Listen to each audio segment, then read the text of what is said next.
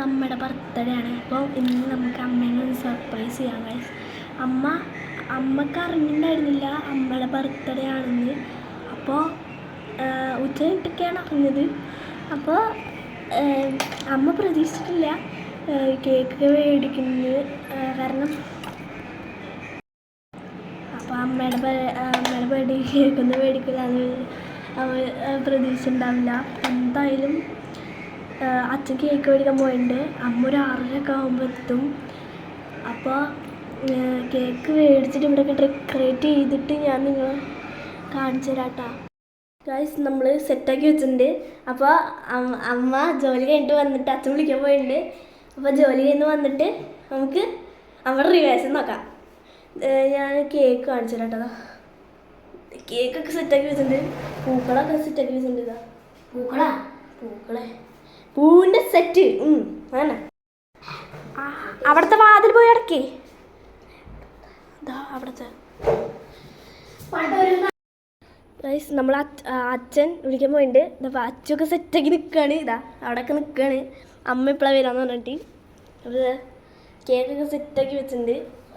അപ്പോൾ നമുക്ക് അമ്മ വന്നിട്ട് അമ്മയുടെ റിയാക്ഷൻ കാണാം. ഇന്നിപ്പോൾ എൻ്റെ ബർത്ത്ഡേ എന്ന് എനിക്ക് ഓർമ്മയുണ്ടായിരുന്നില്ല കേട്ടോ. ലച്ചുമോള് സ്റ്റാറ്റസ് ഇട്ടേക്കണു. അപ്പോഴാണ് ഞാൻ ഓഫീസിൽ പോകണമെന്ന് എടുത്ത് നോക്കിയത്. അപ്പോഴാണ് എനിക്ക് ഇന്ന് എൻ്റെ ബർത്ത്ഡേ ആണ്, ഇന്ന് 25-ാം തീയതി അല്ലേ ഓർമ്മ വന്നത്. അപ്പോൾ ഗൈസ് അതെ, എനിക്ക് അച്ഛനും മക്കളും കൂടിയിട്ട് സർപ്രൈസ് തരാൻ എന്താ പറയുക, അവർ സെറ്റ് ചെയ്ത് വെച്ചാട്ടാ ഞാൻ വർക്ക് കഴിഞ്ഞ് വരുമ്പോഴേക്കും.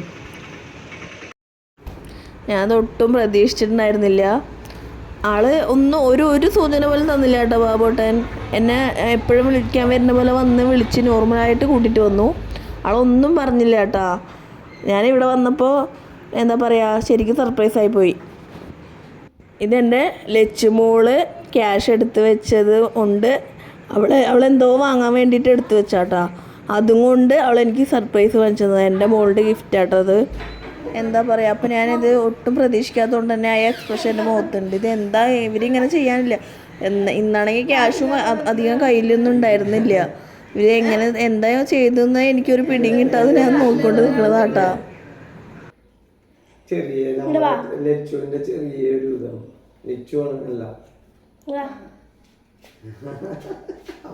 അമ്മ പ്രതീക്ഷിച്ചില്ല അമ്മക്ക് ഇങ്ങനെ ഒരു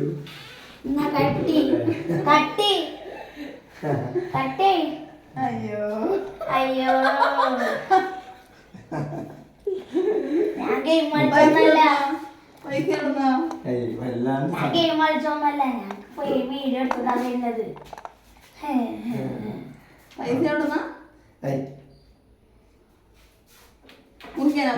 ലച്ചുവിന്റെ പൈസ ലച്ചു അതെ ലച്ചു ചെയ്തല്ലേ.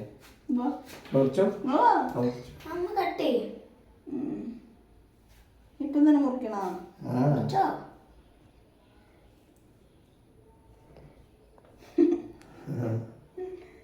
ഞാൻ പ്രതീക്ഷിച്ചില്ലല്ലോ. അതല്ലേ സർപ്രൈസ്. അച്ഛനോട് ഫസ്റ്റ്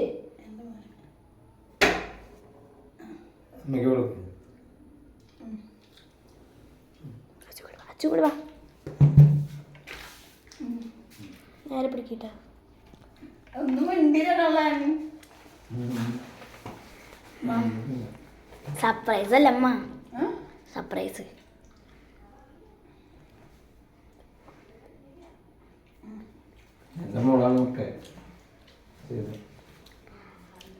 നമ്മള് കാശ് കിട്ടിയപ്പോ എന്നെ തിരിച്ചങ്ങോട്ട് തന്നൂട്ടോ. നമ്മള് കാശ് കിട്ടിയപ്പോ നമ്മളങ്ങോട്ട് തന്നൂട്ടാ.